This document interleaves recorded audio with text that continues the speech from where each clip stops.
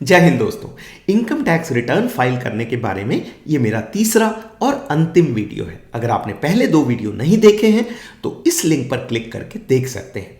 पहले वीडियो में मैंने आपको इनकम टैक्स वेबसाइट में रजिस्टर किया था। दूसरे वीडियो में हमने ITR भरना शुरू किया था और इस स्क्रीन पर पहुंच गए थे। मेरा सुझाव है कि आप पहले वो दो वीडियो जरूर देख लें, तभी आप इस वीडियो को समझ पाएंगे। तो चलिए इस पेज से वापस शुरू करते हैं। और इस फॉर्म में आप देख सकते हैं ग्रॉस टोटल इनकम के इस फॉर्म में सब कुछ 00 लिखा हुआ है, क्योंकि हमने अभी भरा नहीं है। पर उसके ऊपर एक एडिट का बटन बना हुआ है और साथ में पेन का निशान बना हुआ है। तो मैंने इसके ऊपर क्लिक किया। क्लिक करते ही ये पेज मेरे सामने आ गया, जिसके अंदर बॉक्स के अंदर मैं अपने डिटेल्स भर सकता हूं। पर वो डिटेल आएंगे कहां से? वो डिटेल आएंगे आपके फॉर्म 16 से, जिसे हमने पिछले वीडियो में देखा था। उसे एक बार दोबारा देख लेते हैं। और ये आ गया फॉर्म 16 आपकी स्क्रीन पर। ये फॉर्म 16 का ऊपर का हिस्सा है। इसमें इंपॉर्टेंट चीज सबसे नीचे लिखी है, जो है total tax deducted at source 48,328 rupees, यानी 48,328 रुपए। और ये है फॉर्म का नीचे का हिस्सा। इस हिस्से में तीन जो इंपॉर्टेंट चीजें लिखी हैं वो हैं ग्रॉस सैलरी 9,59,786 रुपए, standard deduction 50,000 rupees, allowance exempted under section 10 0 और बैलेंस 9,09,786 रुपीज, 9,09,786 रुपए। तो इन्हीं फिगर्स को हम अपनी ग्रॉस सैलरी के फॉर्म में भरेंगे। तो चलिए उस फॉर्म पर वापस चलते हैं। और यहां मैंने सैलरी अंडर सेक्शन 17(1) के सामने अपनी सैलरी भर दी है, यानी 9,59,786 रुपीज, 9,59,786 रुपए, जैसा कि हमने अभी फॉर्म 16 में देखा था। उसके नीचे एक और बॉक्स मैंने बनाया है, income from retirement benefit account maintained in A notified country. ये हमारे ऊपर लागू नहीं है। तो उसके नीचे जो डिलीट का बटन है वो मैंने क्लिक किया। उसको क्लिक करते ही बॉक्स आ गया, are you sure you want to delete it? तो मैंने बोला हाँ आई एम श्योर, यस। उसको मैंने क्लिक किया, वो वहां से गायब हो गया। अभी ये उस पेज का ऊपर का हिस्सा है। मैं इसमें नीचे स्क्रॉल करता हूं। जब मैंने नीचे स्क्रॉल किया तो ये बोल रहा है नेचर ऑफ एग्जेम्प्ट अलाउंस। तो यहां पर हम 0 भर रहे हैं, पर अगर किसी को काउंटर इंसर्जेंसी अलाउंस या एल्टीट्यूड अलाउंस मिला है तो वो यहां पर उसको दिखाएगा। इसमें जब आप ड्रॉप डाउन के अंदर जाएंगे तो सबसे नीचे एक ऑप्शन आएगा एनी अदर।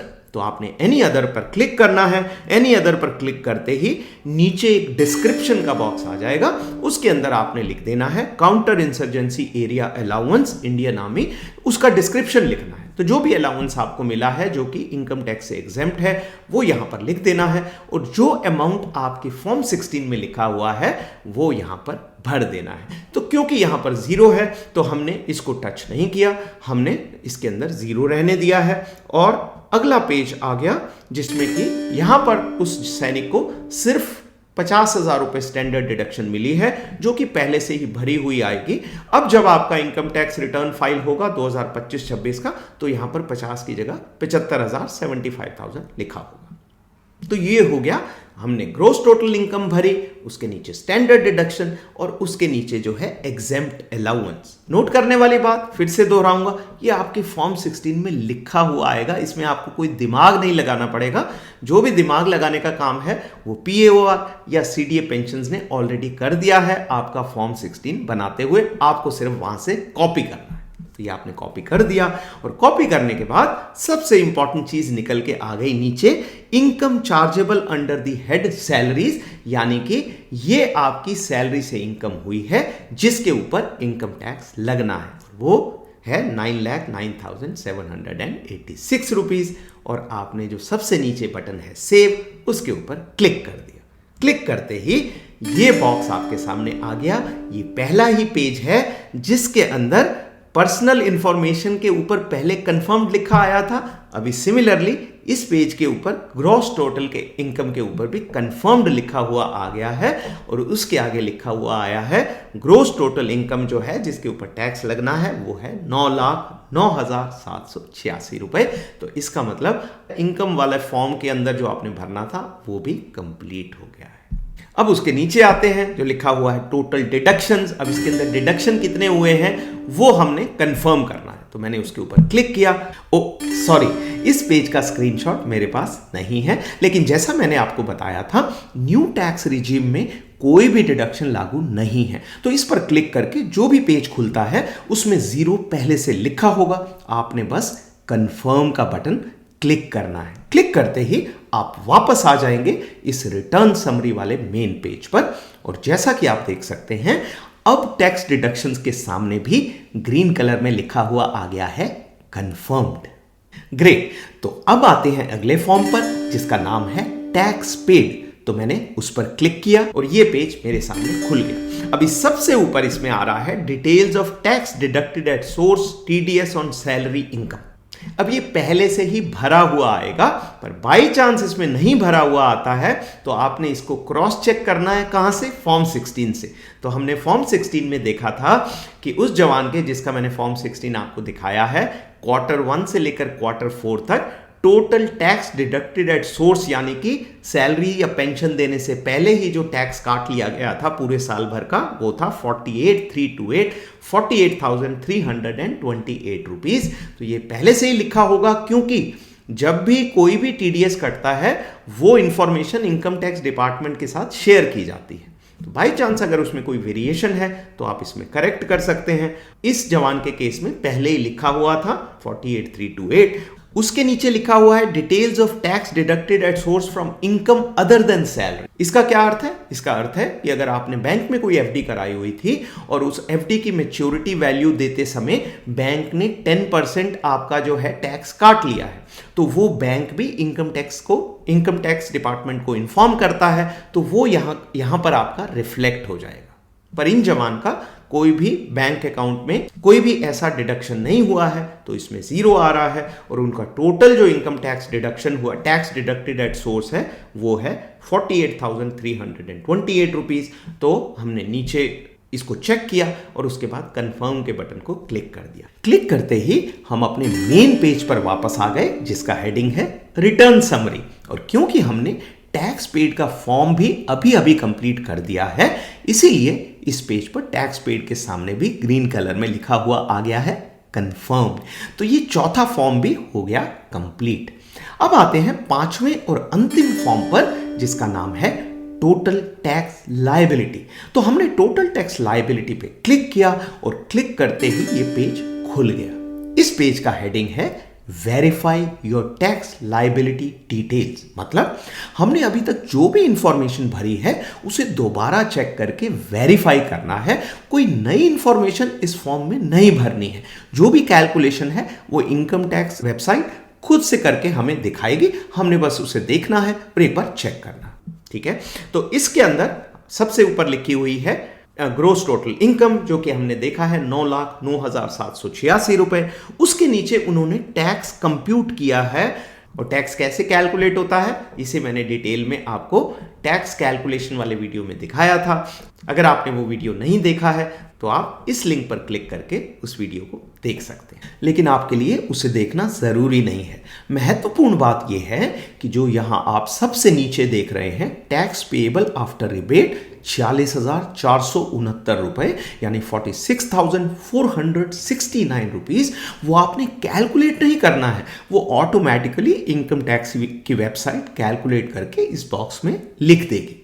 तो ये कैलकुलेटेड टैक्स जो है टैक्स पेएबल आफ्टर रिबेट वो आ गया 46,469। अभी इस पेज, ये पूरा पेज नहीं है, आधा पेज है, इसी को नीचे स्क्रॉल करता हूं, इसमें वो लिखा हुआ आ गया 46,469।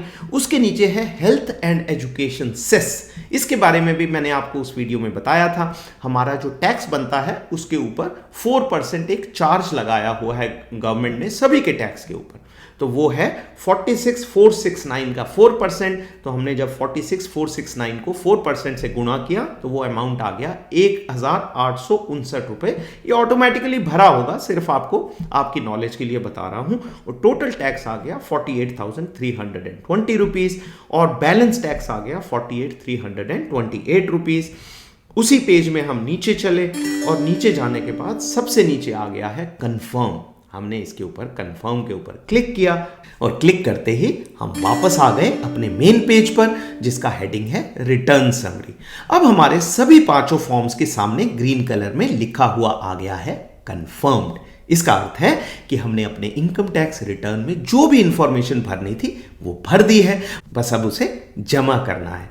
इस पेज पर एक और महत्वपूर्ण बात, जो मैंने राइट हैंड साइड को रेड कलर का बॉक्स बनाया है उसमें लिखा है 0, मतलब अब इन सैनिक ने सरकार को कोई टैक्स नहीं देना है। क्यों? क्योंकि इनका टैक्स बनता था 48,328 रुपीज और वो पीएओ ने पहले से ही सैलरी में से काट लिया है। तो अभी ना तो उन्होंने सरकार को कुछ देना है और ना ही कुछ लेना है, यानी ना ही उनका कोई रिफंड बनता है। तो ये अभी आपका पूरा का पूरा जो रिटर्न है वो कंफर्म हो गया है और मैंने प्रोसीड के ऊपर क्लिक कर दिया, जो इस पेज में सबसे नीचे बटन है। प्रोसीड पर क्लिक करते ही ये पेज मेरे सामने आ गया और उसके सबसे नीचे लिखा हुआ है प्रीव्यू रिटर्न।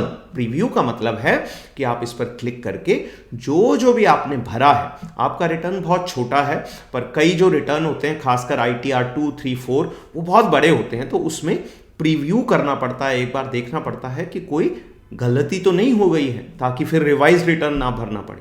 तो यहां पर आप क्लिक करेंगे तो जो भी डिटेल आपने भरे हैं वो आपके सामने स्क्रीन पर आ जाएंगे। आप उन्हें डाउनलोड करके भी पढ़ सकते हैं या स्क्रीन के ऊपर पढ़ेंगे। आपने देखना है, ध्यान से चेक करना है, दोबारा फॉर्म 16 का प्रिंट आउट अपने सामने रखना है, उससे टैली कर लेना है कि कोई फिगर तो गलत नहीं हो गई है। प्रीव्यू करने के बाद आपने प्रीव्यू को कंफर्म करना है। कंफर्म करते ही ये आपके सामने आ जाएगा page preview and submit your return. अभी यहाँ पर आपने अपने पर्सनल डिटेल डालने हैं, नाम नंबर डालना है, नीचे प्लेस डालना है, डेट जो है पहले से ही लिखी हुई आ जाएगी, वो भरकर आपने सबमिट करना है। एक इंपॉर्टेंट चीज है, इसमें लिखा हुआ है identification number of TRP। TRP कौन होता है? Tax return preparer. जैसे आप किसी और से अगर रिटर्न भरवाते हैं तो उनका नाम यहां पर एंटर होगा, वो खुद ही लिखेंगे और उनका एक आइडेंटिफिकेशन नंबर होता है, वो इसमें आइडेंटिफिकेशन नंबर भरेंगे। तो अगर आप किसी और से भरवा रहे हैं तो ये लागू है, अगर आप खुद भर रहे हैं तो आपको इसको ब्लैंक छोड़ देना है। तो मैंने यहां पर अपने डिटेल भरे, TRP को खाली छोड़ दिया और आगे चला। इस स्क्रीन के अंदर एक नया बटन आ गया है अभी, प्रोसीड टू वैलिडेशन। मैंने इसके ऊपर क्लिक कर दिया। क्लिक करते ही ये स्क्रीन मेरे सामने आ गई जिसके अंदर लिखा हुआ है वैलिडेशन सक्सेसफुल, बड़ा बड़ा ग्रीन कलर में। इसका मतलब है इनकम टैक्स डिपार्टमेंट की वेबसाइट मुझे बोल रही है कि आपने जो भी डिटेल भरे हैं, जिस हिसाब से भरने चाहिए थे वो करेक्ट है, ये वैलिडेट कर दिए गए हैं। कोई भी ऐसा बॉक्स जिसके अंदर कुछ भरा जाना चाहिए था वो आपने खाली नहीं छोड़ा है। अब आपका जो रिटर्न है वो सबमिट होने के लिए तैयार है। तो वैलिडेशन सक्सेसफुल हो गया। अभी वो बोल रहा है प्रोसीड टू वेरिफिकेशन, तो मैंने इस बटन पर क्लिक किया। क्लिक करते ही सामने ये पेज आ गया। अभी ये वेरिफिकेशन बहुत आसान हो गया है। कुछ साल पहले तक इसके लिए एक फॉर्म भर के भेजना पड़ता था, पोस्ट बाय पोस्ट भेजना पड़ता था इनकम टैक्स डिपार्टमेंट से। अभी जो है आधार नंबर के साथ ये E-वेरीफाई हो जाता है 2 मिनट के अंदर। तो जो E-वेरीफाई नाउ है उसके ऊपर आपने क्लिक करना है, उसमें एक रेड कलर का डॉट आ जाएगा और कंटिन्यू का बटन जो इस स्क्रीन में राइट हैंड साइड को नीचे है उस पर क्लिक कर देना है। उस पर क्लिक करते ही आधार से आपके पास एक OTP आएगा। उस OTP को आपने बॉक्स के अंदर भर देना है और आपका ये रिटर्न E-वेरीफाई हो जाएगा और आपके पास आपके ईमेल आईडी पर एक एक्नॉलेजमेंट आ जाएगा कि आपका रिटर्न सक्सेसफुली फाइल हो गया है। तो ये है उस एक्नॉलेजमेंट का स्क्रीनशॉट। जैसा कि आप देख सकते हैं इसमें आपके इनकम डिटेल्स लिखे हैं जो आपने अभी भरे थे। उसके नीचे लिखा है कि आपका टैक्स कितना कटा है और सबसे नीचे लिखा है टैक्स पेएबल और रिफंडेबल 0। जैसा कि मैंने बताया, इसका अर्थ है कि ना तो आपको कोई टैक्स और देना है और ना ही आपको कोई रिफंड मिलेगा। तो ये था आज का वीडियो। इसके साथ ही आपने इनकम टैक्स के रिटर्न को फाइल करने का तरीका सीख लिया है। इस वीडियो के अंत में मैंने एक प्लेलिस्ट का लिंक दिया है जिसमें ये तीनों वीडियो हैं। आप चाहें तो ये तीनों वीडियो दोबारा देख सकते हैं, 2-3 बार देखने पड़ेंगे तभी समझ में आएगा। लेकिन एक बार समझ में आ गया तो ये भी साइकिल चलाने जैसा है, एक बार सीख गए तो फिर आप भूलेंगे नहीं। आज के लिए इतना ही। अगले वीडियो तक अपना ख्याल रखें और स्वस्थ रहें।